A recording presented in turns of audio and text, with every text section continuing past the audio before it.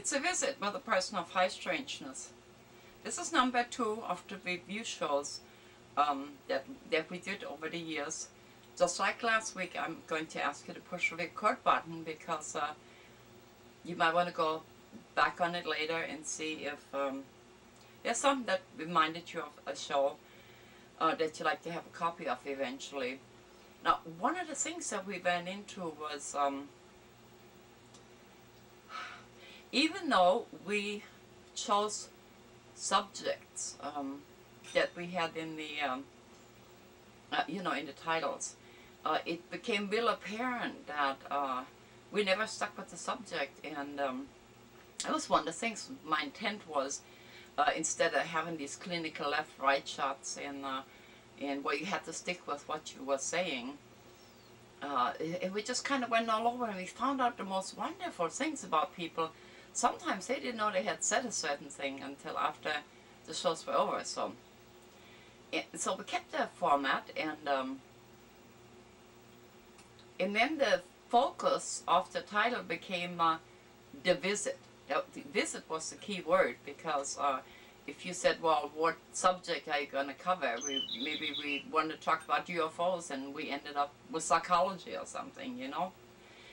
And so so we added a lot of things in 2001. That's the show you're watching at the moment, that you're getting ready to watch. And the friends kicked in. Tradition Cafe came along and loaned me clothes, because by now I had pretty much run out of clothes, you know. Didn't want to use the same thing twice. And so so the community started to come in to help with certain things, and like I said, clothes became a big part of it, because people wanted to know what I was wearing. People start stopping us on the street. They know I look like alligators and aliens. So by the end of 2001, I must have had like maybe 70 or 80 alligator earrings and thousands of aliens. Always tell everybody, if you see me on the street, feel free to talk to me and give me your thoughts. And so and that's what we did. And it was just wonderful. People would just bring me things, you know, that were used for props and things like that. Malcolm was 8 by now. He took all the classes, and he was part of almost every show there was.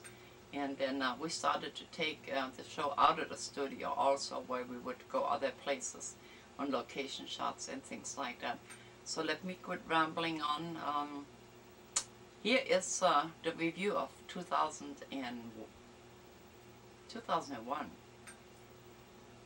That was the public announcement Bernie came up with, and it was kind of, he really outdid himself. And it's actually, you see, here's actually, I should go this way, the Lacey Farmers Market behind us, and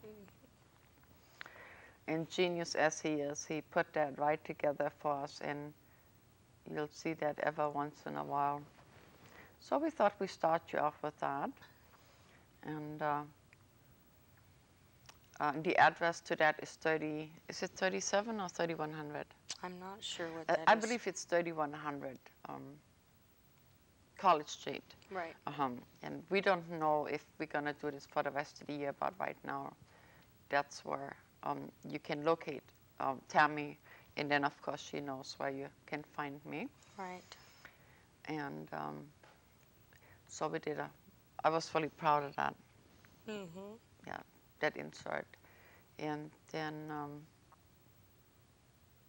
let's see, like I said, I think we started off with the educational shows. We had such a variety of people coming in our lives that they just sort of fell out of the sky, you know.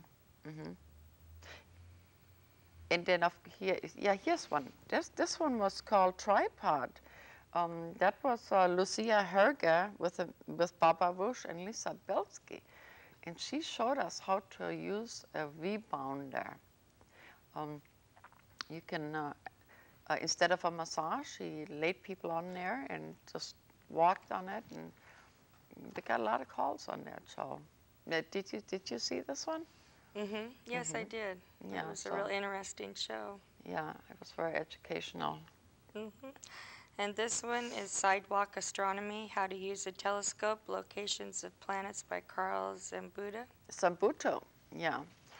That was one of the most recent ones, and what they do is they take, Carl actually makes mirrors for those telescopes by trade, and sidewalk astronomy means that they just go to parking lots at random, and so the friends can go and look at different planets and different stars, and there he explained how it all worked and how it was set up, and we really enjoyed that one.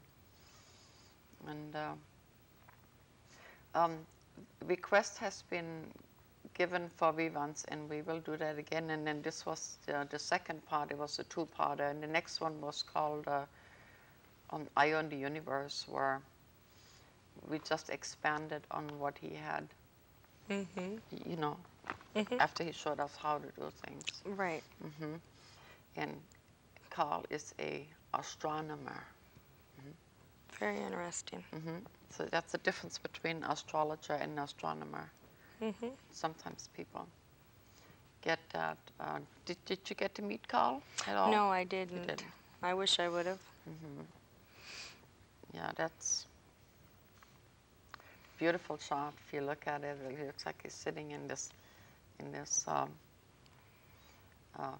Bernie did a really good job with that particular clip there, where he just sort of set him in the universe. Actually, these are galaxies behind him. And oh yeah, then these were the Oklahoma City shows. It was a news expose about the destruction of the federal building in Oklahoma, and we didn't have a guest for that one because we needed to air it in its entirety. So I was just sitting in the corner. So you were just there by yourself? I was watching it with the viewers, and that was also a two-parter. That was a long one. And this is, I believe this man there, his name is General Patton. He explained why the explosive could not have, blown up the way they did. And then this was the second part. The Oklahoma City Affidavits about the Destructions of the Federal Buildings by Jane Graham. Yeah, the lady giving the affidavits, her name was Jane Graham? Jane Graham, yeah. And she had accidentally seen some of the footage, and she was trying to identify these two gentlemen there. And I thank the viewers for supporting me in those particular shows, because they were. Yeah, did you? Yes, I did. They were very, I don't know what word to say, but Informational, how's that? yes, very. And then we had the woman Sani. She came up from Colorado, and you met her. Yes, I did. In fact, she stayed with me for a few days. She was very interesting, and I questioned her she's a channeler. So rather than talking to her, I had her channel some things for the program about Mount Rainier, the Yetis, and the general affairs of the world. And the friends really like her, Yes, they did. She stayed with us, what, about 2.5 weeks, I guess it was? Almost 3 weeks. Yeah. And then the aura photos are the next. How to Take and Interpret Aura Photos by Cindy Morgan. Cindy Morgan, do you remember we met them? Yes, we did, and they both took our auras and explained everything. That's real interesting. And they came from... Wasn't it from Oregon? Oregon. Yes. I think they came from Oregon and explained how it works. And of course, it's just a clip, but that's just to refresh your memory. And the weather was bad when they came too, no? I don't remember. Was it? Yeah, it was. And it was her and her companion. I can't remember his name exactly.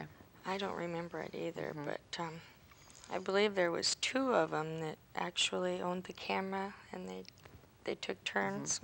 Yeah, that's right. Oh, and then this one here, we called that landmine. Oops, and that was the anti-terrorism bill that Tom Stahl and I covered, ironically 2 months before 9/11, and he explained in details how this anti-terrorism bill that was put in legislature based on the Oklahoma City bombing, how that affects every person in the country at this time. Of course, it was long before. Right. Oops and etc. Mm-hmm. Expanded Bill and Personal Thoughts by Tom Stahl. Yeah. And we had a Native American young lady behind us, and because it affected them too. And Tom Stahl is always a welcome guest. And he's given some personal thoughts there. Oh my, predictions 2001. Kanashi Bashan and I gave an overview, and we did the predictions for the year 2001. Everything happened so fast to the point we had to come back in June and not reshoot it, just expand on that. And unfortunately, a lot of things that we was trying to avoid, Well, a lot of things that you did, that you predicted, they come true. Pretty much everything, wasn't it? Just about, yeah. Yeah. I think we had a 94%. Right. And then you had the update in June, like you said. Right. Then we Kanashi updated it, and we wanted to change some things, but we just couldn't do it, Right. So she's always so delightful when she comes. Yes, she is. Very knowledgeable. And when we explain something to people and we say, well, there's an open door, we can change this, if we all just by consciousness go into that, sometimes we can, Sometimes, yes. Sometimes, yeah. But it takes more than one person. Yes, it takes a bunch of us. And then we had, towards the end of the year, we had Tim Cole came from Austin, Texas, and he gave us a crash course on positive thinking about snakes and their purpose in reference to the environment. And all the snakes were resting, so we didn't get any to come into the studio. And so I think that was pretty much that kind of concludes the educational ones. Yeah, and then, here she is. Okay. So this is Growing Up Psychic with Sherry Anderson, and you can see Cindy Morgan. Well, actually, we talked about Sherry Anderson. She's the woman that is still missing up to this date. Yes. That had disappeared at the Everett Mall. We was working on that, and the guest was Cindy Morgan. Yeah, I don't know if they'll ever find her. Maybe this spring or summer. I don't know. And then what you're looking at now is shake them up and move them out. Discussions about what it takes for people to make changes in their lives, and that's with Kanashi Bashan. Yeah. See, we always expect people to change, but that doesn't work. We have to change ourselves. Right. And that was one of those snazzy jobs Bernie put together for us. Look, it is just beautiful how he... Yes, it is. He made a bunch of us. Yeah, I thought that was really cool. I believe we filmed that in June. Wow. She was here in June, no? Yeah. Yep. So it'll be June again before she comes. And then this is roller skates. That is, watch me mess up her name. This is Mary Showalek-Novel. There you go. Yeah, I've had a hard time with that. And actually, Mary is a local person. She's lived in Olympia close to 70 years. And that's one that you didn't see. I didn't get the opportunity to meet her, no. Yeah. Wonderful artist. She did part of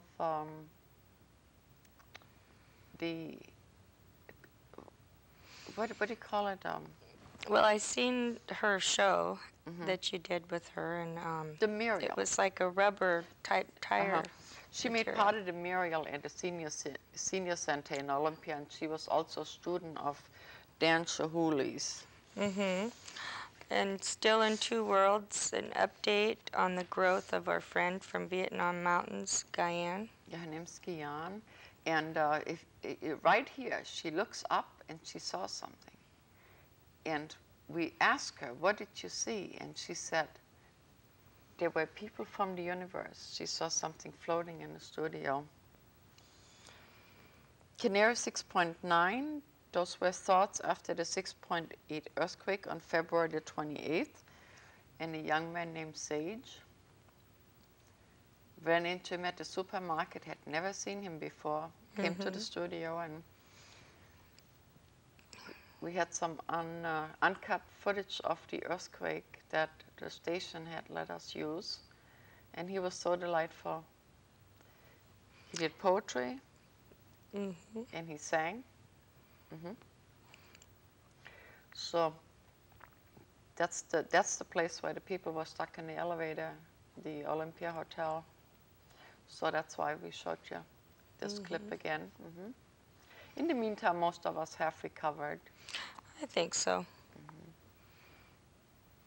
You came out okay on the earthquake? Yeah, I didn't have any problem at all. I had one picture frame break, and that was it. Yeah. Now it's Giant Leaps. Update on Justin, his grasshoppers and thoughts in general. That's Justin B. Wright. Now, if you remember, when we went to Colorado, a woman named Lavetta. Yes, she got a grasshopper. That's right. For us to bring back to Justin, put it in a little jar. But of course, it didn't make it. Yeah, we got to go to the next clip. We get back to Justin in a minute. Anyway, this is Bernie, our director. Through My Eyes and In My Shoes, where you met Bernie as a person, and he's the brain behind the whole thing here. Yes. Yeah.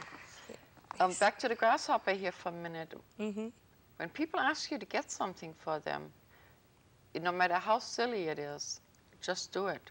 Right. And then Sonny, a self-proclaimed hybrid trying to deal with the 3D life. Sonny. The gentleman behind her there is Standing Elk. He is an elder of the Lakota Nation, and it was Standing Elk and the elders that authenticated her. Like we said, she claims to be a hybrid, meaning human and alien, and a lot of you had really enjoyed the conversations with her, and Standing Elk was explaining some of those things. Olivia Salazar, she is Bernie's daughter, and she's a young Latino activist and a mover and a shaker. That's her down on the steps of the Capitol when we try to explain I-200 to people. And so there was a clip from Channel 4, I think, the news. Wonderful young woman. And then the next one is House of Knowledge, my visit at a bookstore in Texarkana shortly after 111, Alvester and Glenda Gibson. Well, actually, there was 9/11. 9/11, okay. This trip had been planned before 9/11, and so I was on the first plane that landed in Texarkana, after the planes was up in the air again, and got to visit with them at their bookstore in Texarkana, Texas, and we really enjoyed the friends, and it was very educational. And then things ain't what they used to be. Looking back on things in a half-century lifetime of a psychic, Kanashiba-san. And here we saw Matukuli Dam, and she was given her impressions and some of the things. Yes. That she saw there. She's seen some of the, what was it, the I can't help you, Tammy. I don't know what you're thinking. I lost it. You lost it. We do that sometime. Yes. Guided at any age? A 14-year-old beginning of a journey under his mother's guides, Carissa Gossman and Kathy Miller. Yeah, Carissa is a young 14-year-old that she paints guardian angels, and she came, and her and her mother, she painted, and her mother did, we talked, and she's a Reiki master. Right. Yes. So you met both of them, and yes. At the end of the show, she presented me with this guardian angel picture. Oh, how nice. That she did. And they came from, do you remember where they lived? Oh, was it Squim? Squim, yeah. I think Squim, Washington. Squim is a little place up on the peninsula, almost Yeah. at the end of the And country. the mother also sold crystals. She and did, she yeah, did she's showing a crystal. leather deals. Yeah, that was real enjoyable. She's a Reiki master. Right. And they were here during the summer. And then this is Lucia. She's from Switzerland.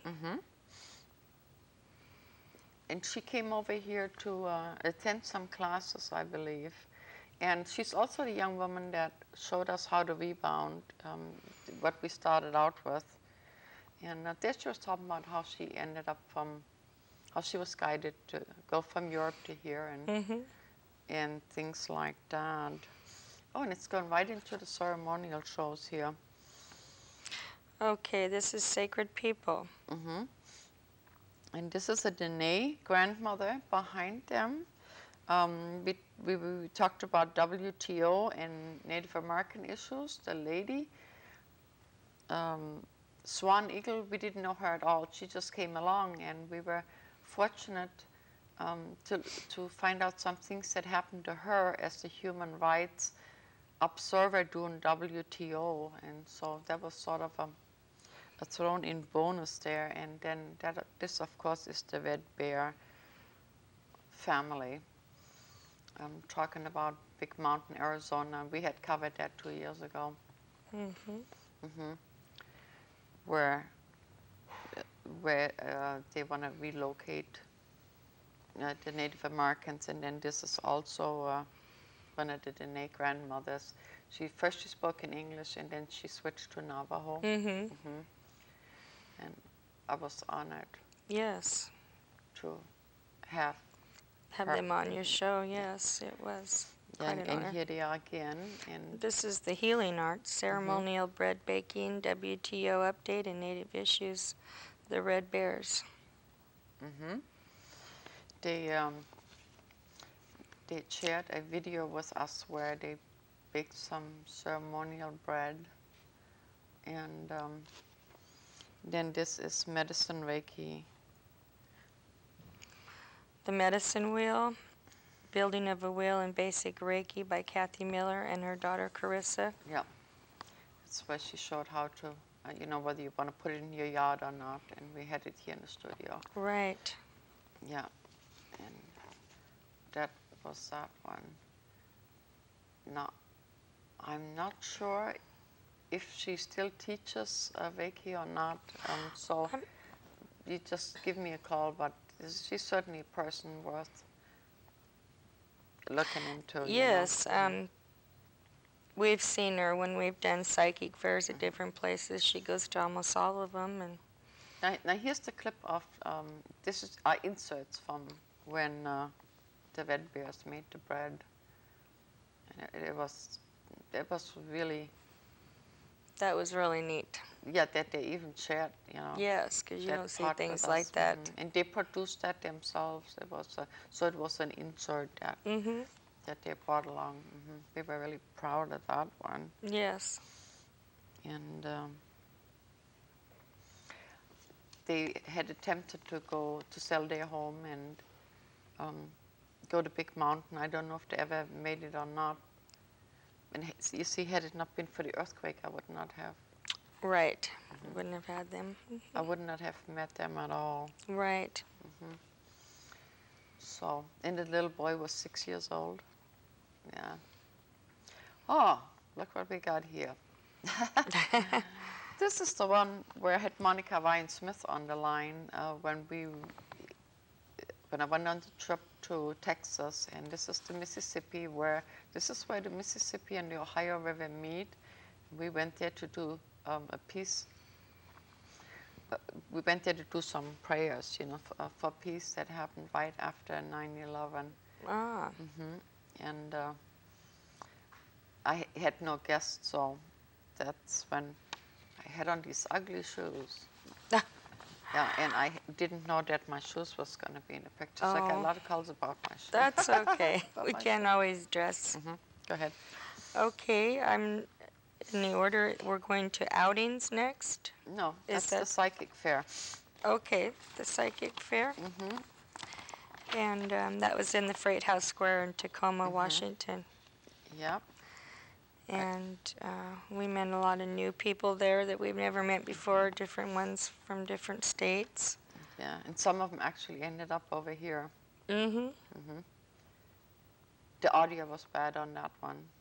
Yes. But friends, here again, you know, I have to, hey, you know, it's the end of the year, so I have to thank everybody. You hang right in there, whether the clips are good or bad. That's right. And Annette and some of the clothes that I wear sometimes from Washougal. Mm-hmm. Yes, that lady really did some nice dresses. She dyes her own dresses, and they're just beautiful. You could wear them 3 or 4 different ways. And And here's that crystal ball. Remember that crystal ball? yes, that was beautiful. Yeah. So, Every way you'd turn it, the light would hit it, it would look different. oh, and then here we had the music shows already. This was called Old Friends, and we took a musical journey with George LeHue. He's a local artist that dropped back into our lives after, what, 30 years? Yes, And he has out 7 CDs. that's pretty good. So he Very would, good. So he came to the studio and did a couple of things for us. And so I think the way the clip is, it shows you, yeah, this is from the second show here. Not only did he sing Little Yellow Dandelion, that was #1. In Olympia, he shared his inner thoughts on his paintings. Do you have a thought on that? Sharing his inner thoughts on his paintings? Yes, I do. That would be not channeled paintings, but his guides were guiding him to paint his paintings, and that's what he did. Yeah. And so he came to visit us twice, and we had asked him to come back, and he said he would. He's going to appear as Elvis. Oh, is he? Yeah. Oh, and here it is. I kind of got lost here. That's okay. It would be Life with Beth, Life's Quest with Beth Quest. Oh. This is where he travels with Bobby McFerrin. No, Bobby McFerrin. McFerrin. Okay. And relocation from Colorado to Seattle area, Beth Quest. Yeah, she's originally from Denver, and she sings Middle Eastern. There's just no end to her. She Oh, sings it's 4 just octavas. beautiful. I've never seen anybody that does what she does, and all the different instruments she plays. And Yeah. Now Beautiful. she's back from tour, so watch the papers. I believe she currently appears with the Quinary Underground. So if you look in the paper, you might be able to catch her in concert. Just incredible. yes, she is. Yeah, I'd like to go see her personally. I had a call from a man named Walter, and he said it just moved him to tears. So I'd like to acknowledge Walter today, and I'm glad that you could enjoy that. And then the next one Well, is... we haven't got there yet, Tammy. Oh, okay. We're still on Beth Quist here. And I'm not sure, but I think she plays at least 5 or 6 instruments. And she's very tall, just an incredible person. And we air this ever so often, so you'll just see her again. And I believe she lives in Seattle at this time. And check the Performing Arts. I think she's scheduled there for early Two. 2002. Yeah. So now, there you go. Okay, this would be the musical journey with Beth Quest. No, we are now on Moya Soleil, the fusion group from Zambia. And we also had a workshop performance at the end of the show. The lady you see there, her name is Moya Kashimbe. And the name of the band is Moya Soleil. We thought you might enjoy that clip, I know. I know some of the friends did. Yes, I thought it was very interesting too. Incredible, yeah. Yes. They don't always come in a circular type. The crop circle is worth talking about because that came in on the 19th of August, and unfortunately nobody else talked about it, but it was about the biggest thing that happened in my lifetime. Yes. And when you go to the market, you know, you can read up on some of these things. It was actually the return of the SIBO message. That's a message we sent into space in the 70s. Then it came back. It came back Yes. in form of a crop circle. So that's really worth, I might do a whole show on that one day because it was so important in the year 2001. Like you can see here, it came in a field, the face on one side and the message on the other side, and that was one of the big things from the year 2000. And here's Moya Kashimbe again. Yeah, they came from Makaltio at that time, I believe, and music shows were good. Yes. Yeah, I enjoyed those. So did you have any favorites? Of these, well, I always enjoy Kanashiba Sean. I like them all. You like them all? I think Best Quest would have to be my favorite. Yeah, last year it was the Primal Scream, remember? Yes. That was a good one. But that was the year before, so we're just covering 2001. Don't know where the year went. It goes by fast. It became apparent that some of the subjects we could no longer cover because we had a new president, we had new rules. Our local earthquake happened, which I lost my home and I had to relocate. And 9/11 happened. And so we had to find other ways to get our footage.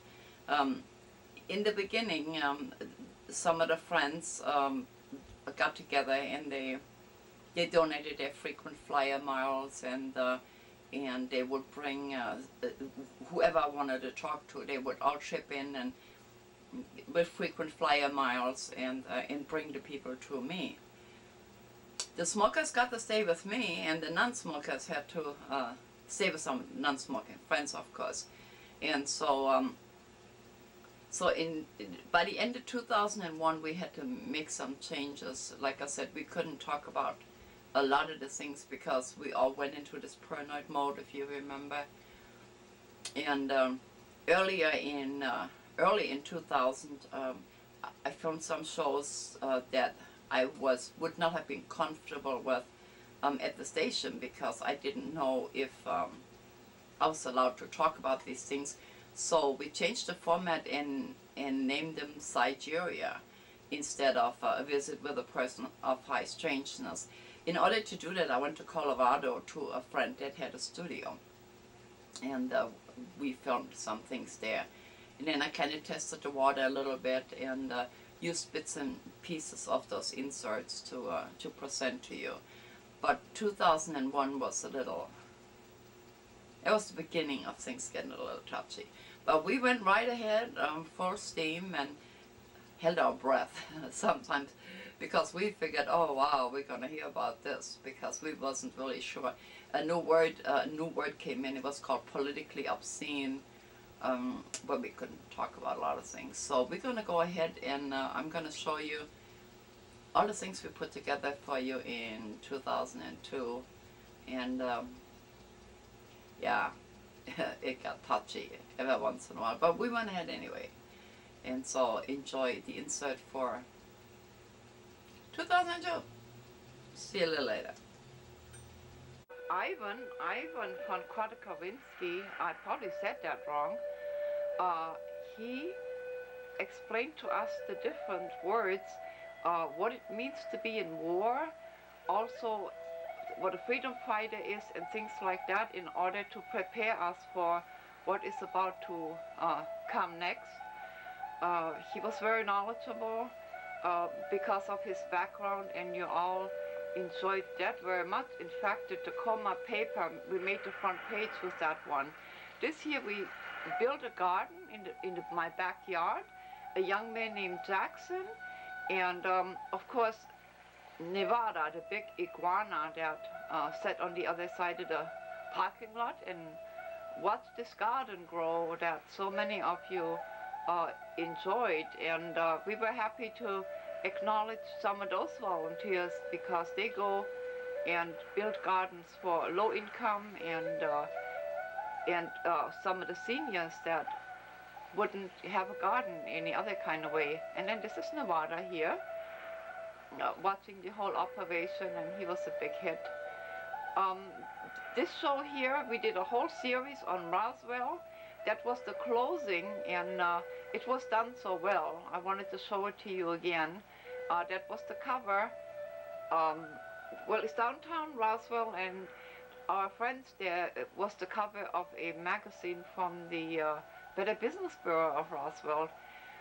Here we went to the Cahokia Mounds and met up with a young woman named Lynn Marie. We talked about indigo children. She lives in Minnesota and drove through rain and snow to meet up with me in Pocahontas at what is now the Lighthouse Lodge. I tell you that story later. And met me there and did a couple of shows.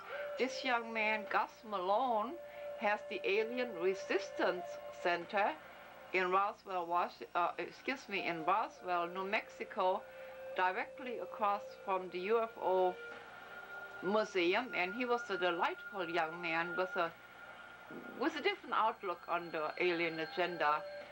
This was a crop circle that had appeared. Look, they're interfering with it. Wow, cool. It was a humanoid face, as you can see, and a lot of writing, which later turned out it was the return of the Acebo message. That's it right there, where we had sent messages into space, and it's interfering. See, it's doing something. How cool. And we had shared that with you. Not too much was said about that. This is the front of the UFO Museum in Roswell, where we took you on actually 3 shows. We took you to the actual town and talked to the locals, and we went to the museum. And this is the front. Monica Weinsmith, right there. And this is the UFO Museum. Walter Hart is one of the directors. It later turned out he is also the gentleman, at the time unknown to me, that dropped the equipment into the atomic bloom when they tested the atom bomb in the Pacific. This is last year's end of the year show with Tammy Bauer, where we took you through the whole year like we always do. And this is the service announcement. I'm real partial to. I really, really like it that we ran on TCTV throughout the year, and I'm seriously thinking of making this my permanent opening shot, because I liked it. It was real, well, different and strange. So we show you that again. Chandra Bensko. Peter Moon, our friend from New York, introduced us. She is now Olympia resident, and she is a very famous and wonderful artist. And we picked some of the masks and paintings that she had. This is Jim Mars, author of Rule by Secrecy. This was a satellite interview. He lives in Dallas, and we were very, very honored to have been able to bring you his interview and his outlook on things. I later got to spend a week with him. Here we taught you how to do the salsa. Rico Brava is the young champion here. These are his parents that are also his coaches and managers. They came to the studio, and here the young champion is dancing with his mother. And right about then, we were kind of, it was just wonderful. We got a little tired. So I think today I'll close the show with us all dancing, so you have an idea who that is. Isn't he gorgeous? Just a wonderful young man. And his beautiful mother, I can't remember her name, unfortunately. And so we just danced the night away and showed people how to do the salsa. And it was a big hit. And stop, gee, we have to put. So here you see us all sitting and discussing some of the moves for the young people and the old folks. And we just had a wonderful time. This is the fun zone in Roswell, New Mexico. It's a t-shirt shop, or so it appears. Then you buy a pass for $8 and you go into this wonderful world of aliens. And there were so many, but I picked my favorites. I think this one really was my favorite. And you just go to this world of aliens, and that's a display inside. This is the actual station in Roswell where the crash of the UFO had been reported. It is now property of the UFO Museum, and we played the whole broadcast for you at that time. And there's a recreation, but that is the actual station, the way what it looked like at that time. When they said we had seen dummies falling out of airplanes and weather balloons, well, there's the dummy. I thought the dummy to be short. It later turned out was almost 6 feet. This is the prop from the movie Roswell that was donated by the producers of the movie to the UFO Museum. And it was a very, very popular exhibit, so if you get a chance to visit, and some paintings. To sort out all the madness we had sent you through, we got Catherine Peel to come back, the scientist that works with mental, actually emotional intelligence. And she had finished her 2 years of research and came and shared with us what she knew. This is Ivan again, where he told us about the profiling of the Afghanistan people from a military and strategic point of view, and that was very interesting also. We had lots of calls. Electra Ann, our friend that is in her high 80s, we met up in Cahokia, Illinois, and climbed the mountains there, and this is an interview where she told about her life and how she became who she is. Kana Shibushan, the crop circle behind us, was interested. It is an alien face with what was thought a computer desk. I thought it was a musical type thing. Jeff Jarrett, one of our local politicians, took us on a trip to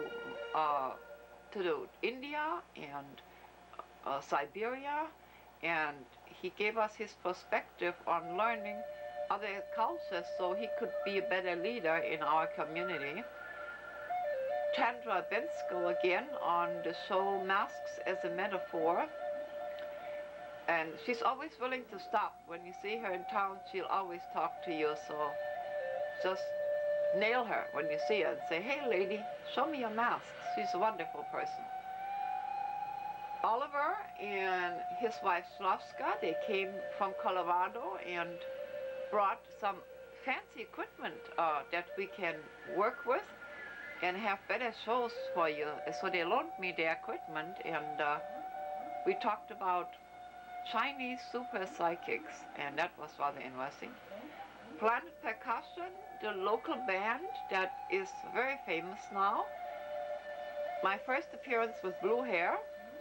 Chico, I think, was the other gentleman's name, from Guatemala. We have asked that he comes back. You liked him real well. So far, he has not given me a yay or nay. Ingo Swan, we'll talk about him in a minute. He's a healer named Nick. That is part of the remote viewing conferences. We took you to 3 shows. Lynn Buchanan, one of the original government remote viewers. We did an interview with him. A King County homicide detective that uses psychics on a regular basis. Can't remember his name. This is another young man talking about remote viewing. The late Gabrielle Pettingale, this footage was taken before she passed, so she explained via tape what remote viewing was and entailed. A man from Michigan that works with corporations as a remote viewer, and we had a wonderful time together in Austin, Texas. Ingo Swan, the most famous psychic on the planet, actually, and he also trained all the psychic spies for the government, and he was featured in Time magazine and all these other places, and that's the show. I showed you how to bend spoons, and that was so popular. Lots of calls on that. And so I spent a week with Ingo Swan, Jim Mars, Lynn Buchanan, and all the people that you saw there, and it was very educational, and it was a week well spent at Doubletree in Austin, Texas. Yeah, lots of calls on that, and it works every time. When we got done, some of the metal on the table had bent. This gentleman was on his way to California to take classes with Ed Dames, the other remote viewer that you hear so much about. He was not on our program because he's in a different category. Tom Stahl, and he was running for office, made it to the primary, and oh my goodness, this is not good. The young lady that ran for sheriff of Okanagan County, she went to the primary, and I have a total blank. Gamache, Cindy Gamache, that's her name. How embarrassing. Tom Stahl, as he came on the show and telling us that he was running on free energy on that ballot, and Cindy Gamache, and Oliver again with his wife Slavska. And here we talked about our alien relatives. Not so far-fetched if you think about it. Now all these shows are available on tape if you would like to follow up on any of those. This is the bookstore and the trading post in Roswell. This lady has worked there 37 years. This woman here is the owner, and we was talking about all the people that came through her bead shop and bookstore over the years, and we were lost, so looking for maps, we ended up at the some kind of government department asking for directions, and we ran into all the minerals of Roswell, New Mexico. The prediction show was Kana Shibu-san. It was done early in August of this year. We had hoped we could change some of the things, some of the outcome. However, the recent election put us right there where we were when we told you what was going to happen. This was my tribute to Al King, the local artist that passed away, and this is Dennis Baltaser, the gentleman that got the dummy from Roswell, New Mexico, and here he is talking about the intervention from the man in black when he went to Oklahoma trying to retrieve a piece of the spaceship. We took you to Canyon de Chelly and the Navajo Reservation. I took you in a Jeep, and it was very rough and very rugged. This is a Navajo baby.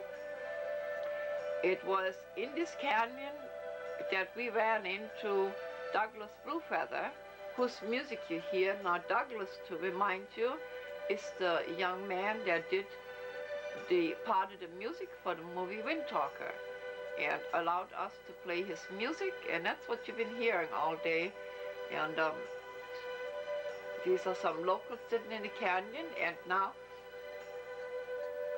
it was 120, but we had fun with that. These are the Anastasia ruins, and here at the very end of this clip, you will get a little glimpse of Douglas Bluefeather. At the time, I didn't know who he was. Now, when I say now, that would be the man in the ponytail that turned out to be now. That is Douglas that was nice enough to let us use his music, and that concludes my tour of the shows. By summer of 2001, the same friend that when I went to Colorado to film some of the more controversial shows called me one day and he said, I'm upgrading my studio, how about, why don't I just bring you what you need? And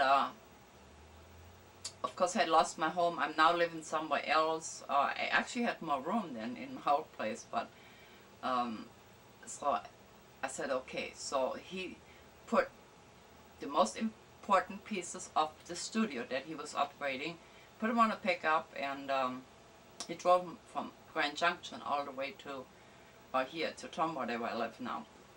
And with that made a lot of things possible for me, where I could kind of branch out a little bit, and I wasn't tied down to just the studio filming anymore. And of course I'm scared of technology, so oh, trial and error, but I learned how to do this. And so as a result of that, I now had an analog type studio in my house, and I still do. And so we had also discovered the weather wall behind the curtain at the studio. So instead of having to with camera pick up individual pieces and throw them, you know, onto the shows, we now had this blue wall behind us, and so we could snaz things up and burn it out. And so I'm not sure, but I think we were the first ones at TCTV using the chroma key, so we kind of had fun with that, and trials and errors, of course. But things changed, and the format of the show changed. We got very bold sometimes, and we still made a lot of boo-boos. It was just a work in process, and here you were, the viewers, you went right along with us. And so that was the year 2000. No, that was, yeah, 2001. You just got through watching 2002. By then we were well on our way to experiment with different things. That's also the year I went on the road for quite a bit. And instead of bringing people to Olympia, I would just get in the RV and off I go, and go to other places. And as a result of that, I got to talk to a lot more people than I would have if I had one or two coming, you know, to the studio in the month. And so again, everything changed. This is show number 2 of the review of all the shows we did.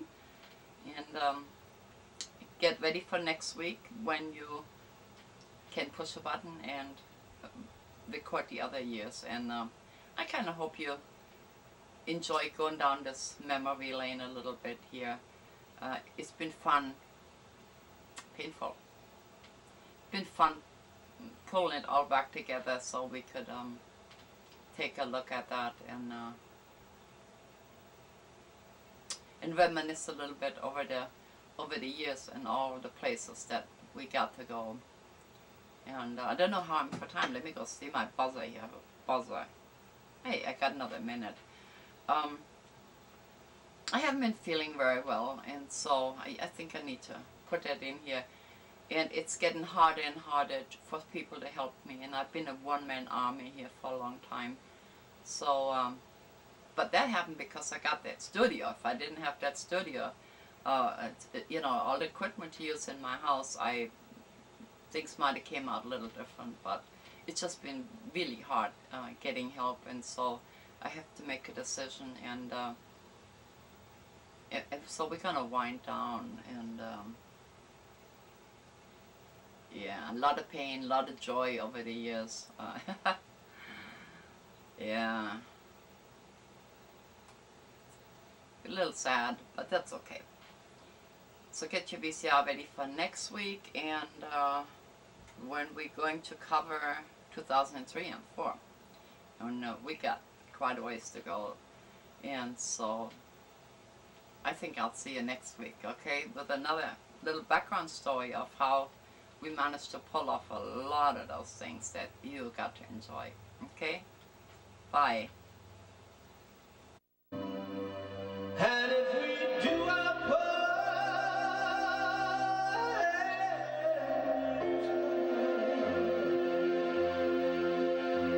we'll full of mission. We've had some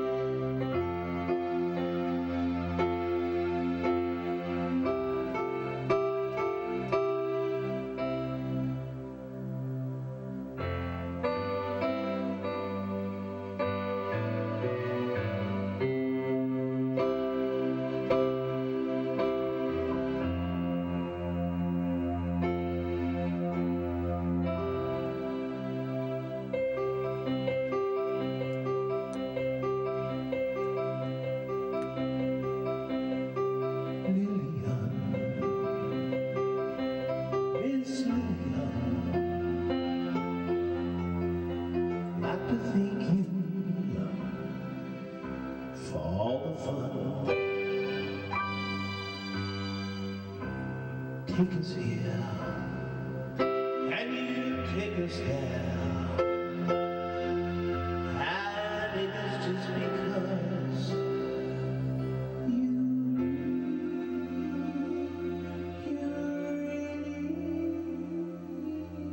really care.